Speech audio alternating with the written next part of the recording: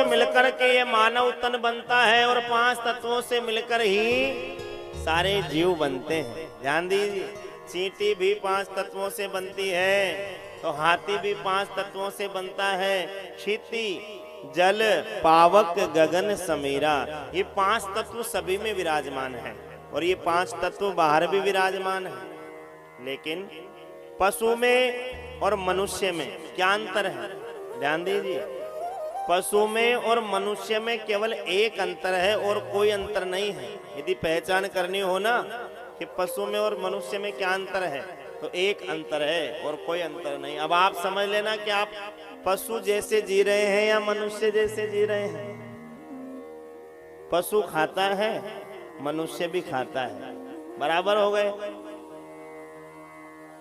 पशु मलमूत्र त्याग करता है, मनुष्य भी मलमूत्र त्याग करता है। पशु बच्चे पैदा करता है, मनुष्य भी बच्चे पैदा करता है। पशु भी सोता है, मनुष्य भी सोता है। अंतर क्या है पशु में और मनुष्य में? केवल एक अंतर है। क्या अंतर है? पशु भगवान की कथा नहीं सुन सकता, पशु भगवान का नाम नहीं ले सकता, भगवान का भजन नहीं कर सकता। क्या आपने देखा कभी किसी भैंस को राम राम जपते हुए? कोई कुत्ता कभी भगवान का नाम ले रहा हो? वो ले नहीं सकता। केवल मनुष्य में ये विशेषता है, केवल मानव ही ऐसा है जो भगवान का नाम लेकर नए कर्म बना सकता है। नहीं तो बाकी जितनी भी योनियां हैं वो सारी योनियां भोग योनियां हैं। कुत्ते की योनि, कोई ऐसा कर्म हुआ होगा इसलिए कुत्ता बनना पड़ा, कोई बुरा कर्म हुआ होगा इसलिए सुअर बनना पड़ा, कोई ऐसा कर्म बना होगा जिससे चींटा बनना पड़ा। जो व्यक्ति जैसे कर्म करता है उसे भोग योनि मिलती है। लेकिन मनुष्य योनि ऐसी है जिस योनि से हम नए कर्म बना करके हमारे जीवन को धन्य कर सकते हैं। बाकी जितनी भी योनियां हैं वो सब भोग योनियां हैं, उन्हें भोगना ही पड़ेगा, उनमें नया कर्म नहीं बन सकता। लेकिन यदि मानव तन मिलने के बाद भी हम पशुओं की तरह जी रहे हैं, मानव तन मिलने के बाद भी जो पशु खा रहे हैं वही खा रहे हैं, तो फिर महाराज मनुष्य तन का क्या फायदा?